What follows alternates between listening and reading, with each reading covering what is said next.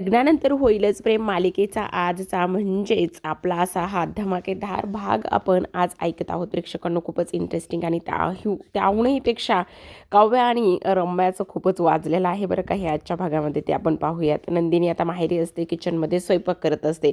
आपली चकाचक बाई काय जिथे जावं तिथे काही गप्प बसत नाही, स्वयंपाक करायला लागलेली असते. आणि तेव्हा मात्र इथे जो काही आपला जीवा आहे तो कंटिन्यू तिला फोन करत असतो, पण इथे मात्र आपली चकाचक बाई काही गेल्या जीवाचा फोन उचलत नसते. इकडे जीवा म्हणत असतो, अगं ये चकाचक बाई का फोन उचलत नाहीयेस, प्लीज ना, प्लीज प्लीज, नको ना असं करू, नको ना असं करू, असं सुद्धा इकडे आता तो म्हणत असतो. त्याचबरोबर इकडे नंदिनी फोन वाजत असतो, पण तिचं लक्ष अजिबात फोनकडे नसतं, अजिबात तिला फोन उचलायचा नसतो. तो म्हणत असतो की नंदिनी, जर तू असा फोन उचलत नाही राहिलीस किंवा नाही उचलला तर मी काय करणार आहे, मला तुझ्याशी बोलायचं आहे ग प्लीज चकाचक बाई, प्लीज फोन उचल ना, असं इकडे तो बोलत असतो. आणि तेव्हा मात्र तो विचार करत असतो, काही जरी झालं ना तरी बोलणं हे महत्त्वाचं आहे, पण कसं बोलायचं, काय करायचं, मला माहिती आहे माझ्यामुळे ती खूप दुखावली आहे, पण मला आता तिची खूप आठवण येते, मला तिच्याशी काहीतरी करून बोललंच पाहिजे असा विचार करतो. आणि आरुषीच्या फोनवर फोन करत असतो. आता आरुषी इकडे फोन घेऊन येते आणि फोन घेऊन आल्यानंतर आता ती म्हणत असते, जिजू एक मिनटं, हा ताई आहे ते मी ताईला फोन देते. तेवढ्यातच आता इकडे नंदिनीला ती म्हणत असते, ताई हे बघ ना, जीवा जिजूंचा फोन आहे, ते तुला फोन करतायत गं, ते खूप रडतायत फोनवर, प्लीज ना प्लीज, एकदा तू बोलून घे ना त्यांच्याशी. आता नंदिनी बघा ना आरुषीला म्हणत असते, काय गं तुला अभ्यास नाही आहे का, त्यावरती म्हणत असते, तोच तर करत होते, पण प्लीज ना एकदा बोलून घे ना ताई. असं म्हटल्यानंतर आपण पाहतो की इकडे आता लगेचच नंदिनी काहीच बोलत नाही. आणि तेव्हा आरुषीला तर आता जीवाशी बोलणं करून द्यायचं असतं, त्याचा जुगाडच आपल्या जीवाने केलेला असतो ना, त्यामुळे आता आपण पाहतो की इकडे आरुषी म्हणत असते, ताई मी काय म्हणते ऐक ना, हा जो काही फोन आहे ना तो मी इथे ठेवते आणि स्पीकरवर ठेवते, प्लीज तू एकदा बोलून घे ना, असं म्हणून ती तिथून निघून जाते. आता ती तिथून निघून गेल्यानंतर फोन जो आहे ना तो स्पीकरवर असतो. आणि तेव्हा जीवा इकडून बोलत असतो, नंदिनी प्लीज गं माझ्याशी बोल ना, हे बघ फोन अजिबात कट करू नकोस नंदिनी, मला तुझ्याशी बोलायचं आहे, हे बघ मी तुला खूप जास्त मिस करतोय नंदिनी. अगं तू घरामध्ये नाही आहेस ना, तर मला असं काहीतरी हरवल्यासारखं वाटतंय, मी असा शांत झालेलो आहे. आणि प्लीज प्लीज इथे तू ये ना गं नंदिनी, प्लीज माझ्याशी बोल ना. हे बघ तुझ्या ह्या सगळ्या गोष्टींमध्ये मी कुठेतरी सावरायला लागलेलो होतो, त्याचबरोबर मी स्वतःवरच प्रेम करायला लागलेलो होतो, मला तुझी आणि त्या सगळ्या गोष्टीची सवय झालेली आहे नंदिनी. हे बघ ना, हा जीवा पुन्हा एकदा उभं राहायला लागला होता, नंदिनीमध्ये हा जीवा हरवून चालला होता. नंदिनी मी तुझ्यावर हळूहळू प्रेम करायला लागलो होतो गो, प्लीज नंदिनी असं करू नकोस ना, माझ्याशी बोल ना नंदिनी. हे बघ तू बोलत नाही आहेस ना, तर मला मला हे सगळं काही नको आहे, तुझ्यामुळे मला माझ्या नात्याची क्लिअरिटी आणि प्रेमाची क्लिअरिटी कळायला लागली होती आणि मला तेच हवं आहे अजूनसुद्धा नंदिनी. प्लीज नाही म्हणू नकोस, बोल ना नंदिनी माझ्यासोबत. तू काय करतेस सांग ना, काय बनवलंयस आज, तू मस्त खिचडी बनवलीस का वरण भात बनवलायस नंदिनी. हे बघ मला ना तुझ्या हातची खिचडी आणि तो वरण भात मी खूप मिस करतोय, तू मला भरवायचीस ना, एक घास नंदिनीचा एक घास जीवाचा, मला त्याच पद्धतीने अजूनसुद्धा ते सगळं काही हवं आहे ग नंदिनी. प्लीज नंदिनी हे बघ, नाही म्हणू नकोस ना, बोल ना माझ्याशी. आणि तुला एक गोष्ट सांगू का, तुला माहिती ना ह्या जीवा स्टाईलने मी तुला कसं भरवायचो, एक घास याचा एक घास त्याचा एक घास जीवाचा म्हणून, मी अजूनसुद्धा तुला तसं भरवेल ना गं. ए चकाचक बाई प्लीज, या पसारेवाल्याला त्याची चकाचक बाई हवी आहे ग नंदिनी, असं सुद्धा आता इथे तो म्हणत असतो. त्याचबरोबर जीवा रडायला लागलेला असतो, तर इकडे नंदिनीसुद्धा रडत असते, तिला खूप वाईट वाटत असतं जीवा ह्या पद्धतीने तिच्याशी बोलत आहे तर. तरीसुद्धा इकडे मात्र जीवा म्हणतच असतो, नंदिनी नंदिनी प्लीज ग प्लीज प्लीज, ह्या जीवाला नको ना असं एकटं पाडूस, ह्या जीवाला तुझी गरज आहे, तुझी कंटिन्यूची बडबड मला ऐकायची आहे, असं इकडे तो बोलता क्षणी आता नंदिनीने मात्र दुसऱ्या बाजूला फोन जो आहे तो कट केलेला असतो. आणि फोन कट केल्यानंतर इकडे जीवा रडायला लागलेला असतो, तर तिकडे जी नंदिनी आहे ती सुद्धा रडत असते. आता नंदिनी रडत असताना आरुषी हळूच आता पाहत असते. इकडे जीवा म्हणत असतो, नाही काही जरी झालं तरीसुद्धा इथे मी हार मानणार नाही आहे, काही जरी झालं तरीसुद्धा चकाचक बाईला मी माझं बनूनच राहणार आहे. देवा देवा काहीतरी मार्ग दाखव रे, काहीतरी करून काहीही झालं तरी नंदिनी माझ्याकडे आलीच पाहिजे असा इथे तो विचार करत असतो. तर दुसऱ्या बाजूला सुद्धा सेम त्याच पद्धतीने नंदिनीसुद्धा रडत असते. तिला खूप वाईट वाटत असतं आणि हा सगळा जो काही प्रकार आहे ना, हा सगळा प्रकार आपली अरुषी पाहत असते. तर आता आपण पाहतो की रम्या आणि त्याचबरोबर वसू खोलीमध्ये येतात. रम्या आणि वसू खोलीमध्ये आल्यानंतर इकडे रम्या म्हणत असते, बापरे आई, मला तर असं वाटत होतं हा पार्थ काही वेडा आहे का, ह्याला कळत नाही आहे का, काय गरज होती एवढी सगळी बाजू घ्यायची. आणि एका पॉईंटला तर मला असं वाटलं की आता तो इकडे जीवाला माफ करतो की काय. अगं रम्या, असं होणारच नाही आहे. तुला सांगू का, विश्वासघात केला आहे त्या दोघांनी इथे, त्या दोघांचा. आणि पार्थ असा मुलगा आहे इथे विश्वास ठेवतो, पण जर त्याचा कोणी विश्वासघात केला ना तर तो एवढ्या लवकरात लवकर सावरणं शक्यच नाही. अगदी तसंच काहीसं पार्थच्या बाबतीत आहे बघ. आणि त्यामुळे काही जरी झालं ना रम्या, तरीसुद्धा तो पार्थ जो आहे ना तो इथे अजिबात कोणालाच माफ करणार नाही. आणि आणखी एक मोठी गोष्ट तुला सांगू का रम्या, हे बघ, काही जरी झालं ना तरीसुद्धा आपण त्याचा कसा विश्वासघात झालेला आहे ना, ह्या सगळ्या गोष्टी आपण त्याला कंटिन्यू बोलत राहायच्या आणि बोलून दाखवायच्या.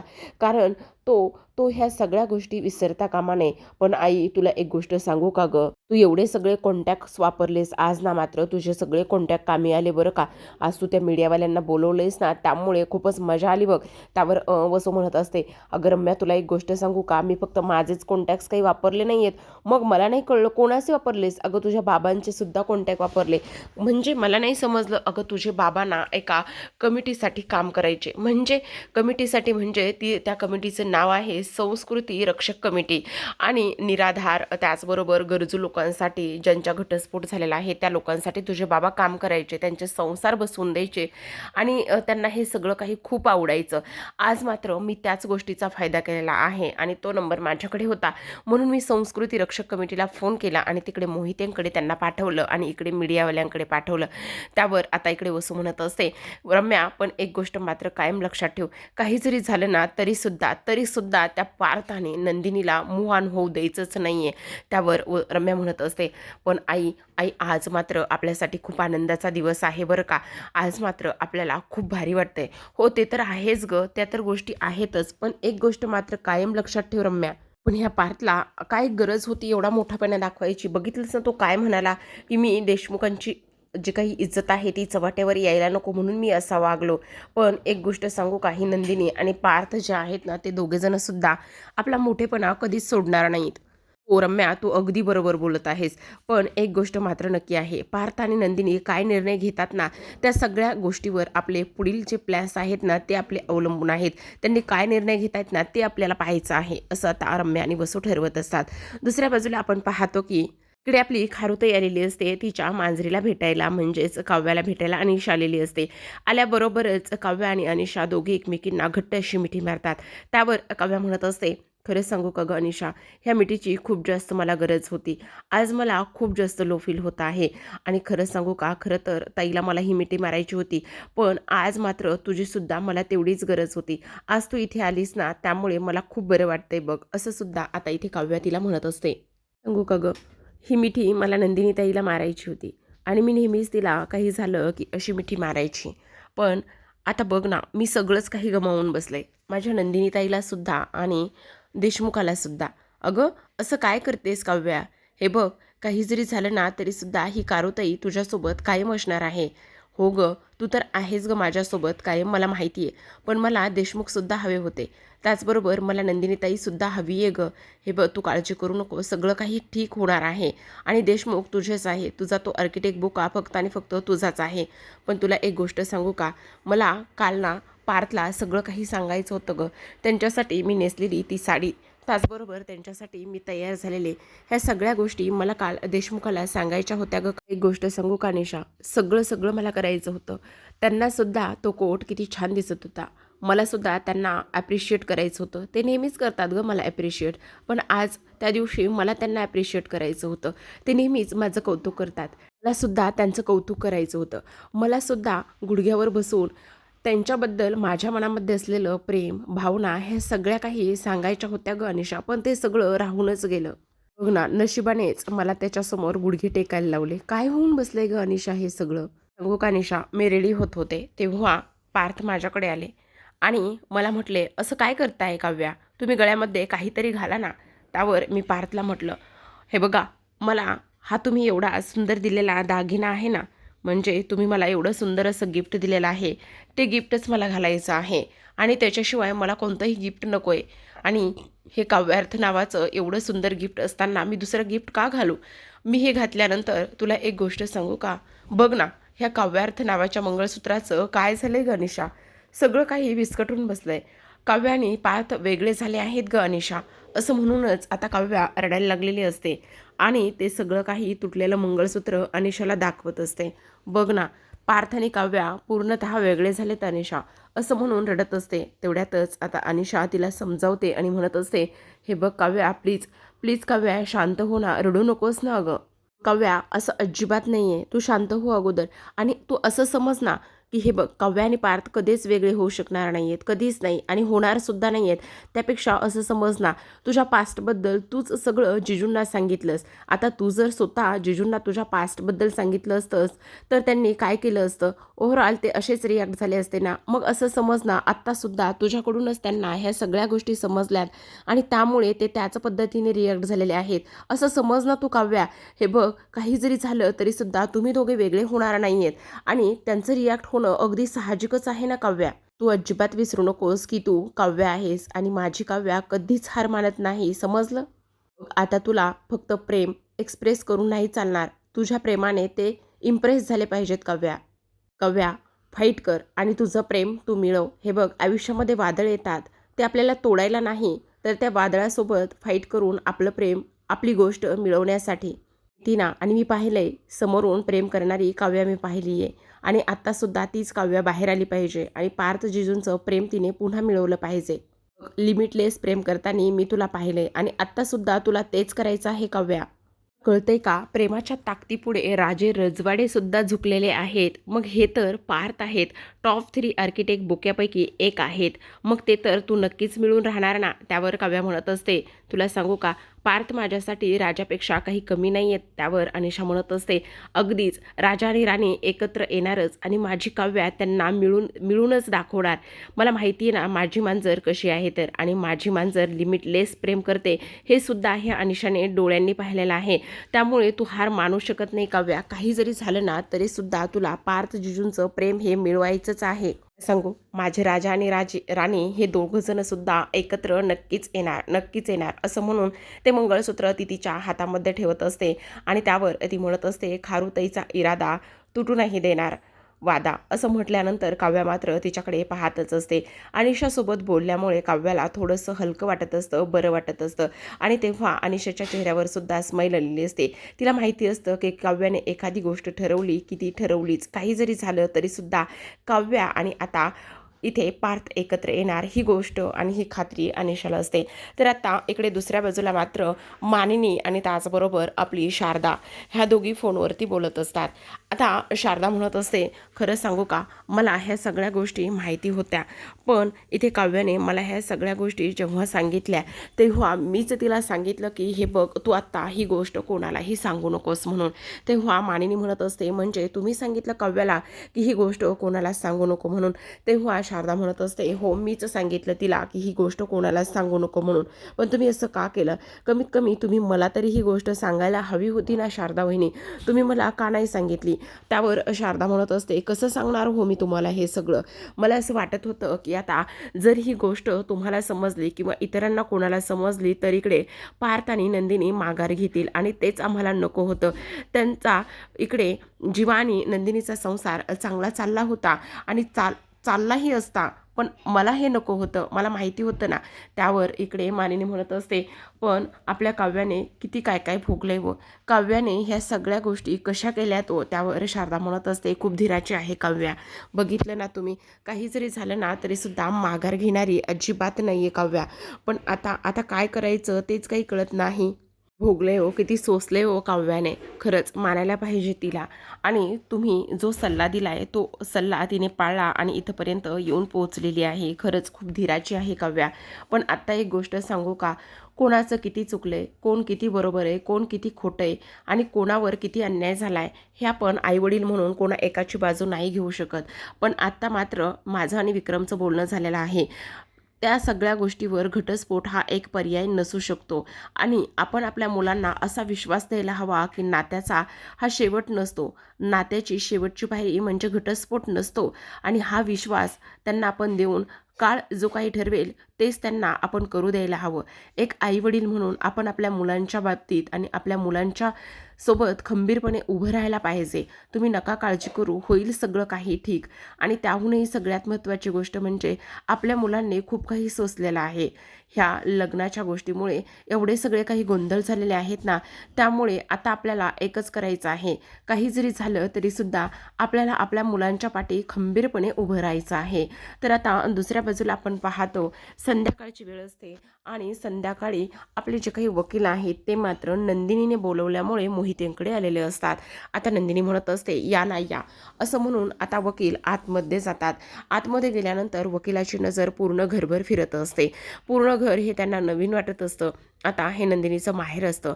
नंदिनी सोफ्यावर त्यांना बसायला सांगते आणि बसल्यानंतर इकडे आजूबाजूला पाहिल्यानंतर तिथे समोरच देवघर असतं आणि देवघरासमोरच आता वकील साहेब हात जोडतात आणि नमस्कार करतात. तेवढ्यातच नंदिनी म्हणत असते, हे माझं माहेर आहे, हे माझ्या माहेरचं घर आहे. अच्छा, तुम्ही तुमच्या नवऱ्याला त्रास देण्यासाठी माहेरी येऊन राहिलायत का?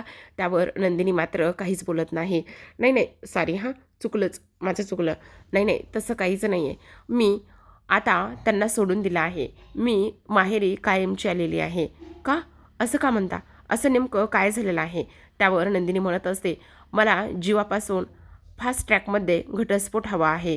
त्यावर लगेच आता इकडे धनंजय आलेले असतात आणि धनंजय आल्याबरोबर ते म्हणत असतात, हो नंदिनी अगदी बरोबर बोलत आहे. आम्हाला फास्ट ट्रॅकमध्येच घटस्फोट हवा आहे. असं म्हटल्यानंतर आपण पाहतो की इकडे वकील आणि नंदिनी दोघेजणसुद्धा येऊन उभे राहिलेले असतात. आता धनंजय आल्यानंतर वकिलांना म्हणत असतात, नंदिनी तर तुम्हाला सगळं काही सांगितलेलंच असेल, त्यामुळे जेवढा फास्ट होईल तेवढा घटस्फोट लवकर द्या. आता नंदिनीच्या बाजूला धनंजय बसतात आणि इकडे नंदिनी आता ओळख करून देत असते. ती म्हणत असते, हे माझे बाबा धनंजय मोहिते. तेवढ्यातच आपण पाहतो की इकडे ह्यांच्या थोड्याशा गप्पा सुरू असतात. तर इथे शारदा पाणी घेऊन आलेली असते. आता नंदिनी म्हणत असते, ही माझी आई शारदा धनंजय मोहिते. अच्छा, नमस्कार. त्यावर नंदिनी म्हणत असते, आई आम्ही जेव्हा घटस्फोट फाईल केली होती ना, ते हे वकील काउन्सलर आहेत हे. तेव्हा शारदा म्हणत असते, अच्छा, म्हणजे कोर्टाकडून असा एक वकील देतात की घटस्फोट फाईल केल्यानंतर काउन्सिलिंग करतात, म्हणजे काही जरी झालं तरीसुद्धा होता होईल तेवढं हे घटस्फोट प्रकरण पुढे लांबू नये किंवा घटस्फोट होऊ नये, संसार तुटू नये, तसाच एक माणूस ना. त्यावर वकील साहेब म्हणत असतात, हो काकू, अगदी बरोबर ओळखलं तुम्ही, तसाच एक माणूस. खरं सांगू का, आम्हाला कोर्टाकडून असेच आदेश असतात. आम्ही होता होईल तेवढाच प्रयत्न करतो संसार वाचवण्याचा. शारदा म्हणत असते, मला एक गोष्ट सांगा वकील साहेब, हल्ली घटस्फोटाचं प्रकरण खूप वाढलंय का हो? त्यावर वकील म्हणत असतात, हो अगदीच तुम्ही बरोबर ओळखलं, घटस्फोटाचं प्रकरण खूप वाढलं आहे. हल्ली काय ना, 5G मोबाईलसारखं झालं बघा, 5G नेटवर्क, त्याच पद्धतीने घटस्फोटाचं आणि नात्याचं सुद्धा झालेलं आहे. असं नातं लग्न करायचं आणि त्याचबरोबर असा घटस्फोट घ्यायचा. पण आपली जी काही लग्न परंपरा आहे किंवा आपलं हे जे काही संस्कृती आहे, ती एवढी नाजूक नाही आहे किंवा एवढी कमकुवत नाही आहे की लग्न एका क्षणात तुटेल म्हणून. तर आत्ता आपण दुसऱ्या बाजूला पाहतो की संध्याकाळची दिवे लागण्याची वेळ असते. पार्थ हा लाडका आईच्या कामामध्ये लुडबुड करणारा, अगदी अजूनसुद्धा तसाच गुणीवाळ. आपल्या इकडे मानिनीबरोबर देवासमोर दिव्या लावल्यानंतर शुभं करोती म्हणत असतो. आता शुभं करोती म्हणत असताना एक वाक्य किंवा एक शब्द मानिनी तर दुसरा शब्द इथे पार्थ म्हणत असतो. आता शुभं करोती म्हणून झाल्यानंतर मानिनी म्हणत असते, घरातली इडापिडा बाहेर जाऊ दे. आणि तेव्हा पार्थ म्हणत असतो, घरची लक्ष्मी. आता मानिनी म्हणत असते, बोल ना पार्थ, घरची लक्ष्मी. पार्थ बोल ना. पण पार्थ मात्र काहीच बोलत नाही. तेवढ्यातच दारावर आपली मांजर आलेली असते काव्या. ती म्हणत असते, घरची लक्ष्मी घरात येऊ दे. घरची लक्ष्मी घरात येऊ दे. बोला ना देशमुख, काय शांत बसलाय? अहो देशमुख बोला, घरची लक्ष्मी घरात येऊ दे, असं काव्या म्हटलेली असते. तर इकडे पार्थ मात्र काव्याकडे पाहतच असतो. मानिनीला तर खूपच आनंद झालेला असतो. फायनली तिची काव्या, तिची घरची लक्ष्मी इथे घरामध्ये आलेली असते आणि ते सुद्धा सगळं विसरून माझ्या मुलाला सावरण्यासाठी आलेली असते, हा विश्वास मात्र तिला असतो. तर आता प्रेक्षकांनो, आजच्या भागामध्ये एवढंच. उद्याचा भाग खूपच धमाल आणि इंटरेस्टिंग असतो, कारण उद्याच्या भागामध्ये आपण पाहतो की इकडे आता काव्याच्या हातामध्ये प्रसाद असतो आणि काव्याच्या हातामध्ये असलेला प्रसाद पार्थला ती देत असते, पण पार्थ मात्र तिच्या हातातून सुरुवातीला घेत नसतो. त्यावर आता काव्या म्हणत असते, अहो देशमुख, काय आहे ना, हे बघा, प्रसादाला आणि प्रेमाला कधीही नाही म्हणू नये. तेवढ्यातच आपली ही रम्या, कुरघोड्या करणारी रम्या आलेली असते आणि ती काव्याला म्हणत असते, हे काव्या, दिराच्या हातचा प्रसाद खाऊन आता नवऱ्याला प्रसाद द्यायला आलीयस का? आत्ताच्या आत्ता घरातून बाहेर हो. ह्या घरामध्ये राहण्याचा तुला काही एक अधिकार नाही, असं रम्या काव्याला म्हणते.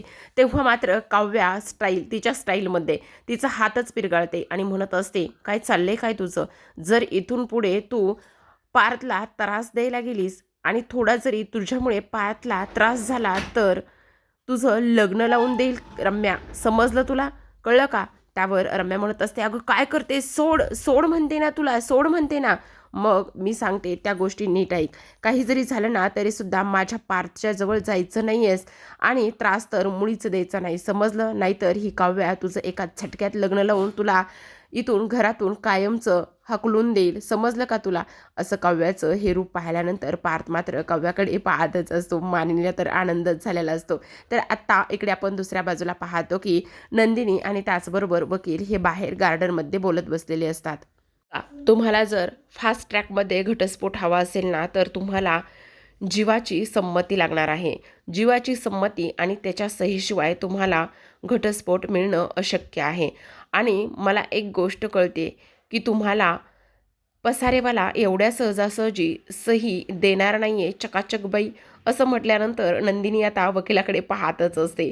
तिला असं वाटत असतं की त्याला पसारेवाला आणि मला चकाचक बाई म्हणतायत, नेमका हा मॅटर तरी आहे काय, असं नंदिनीच्या मनामध्ये प्रश्न निर्माण झालेला असतो. तर प्रेक्षकांनो, अशाच नवनवीन डेली मालिकांचे अपडेट्स आणि रिव्ह्यू जाणून घ्यायचे असतील, पाहायचे असतील तर नक्की कमेंटद्वारे तुमचा अभिप्राय कळवा. त्याचसोबत कोणती जोडी तुम्हाला बेस्ट वाटते, आता नंदिनी काय निर्णय घेईल आणि काव्या आणि इकडे पार्थचं पुढे काय होईल, छोटीशी कमेंटद्वारे नक्कीच कळवा. भेटूयात उद्याच्या भागात. तोपर्यंत धन्यवाद.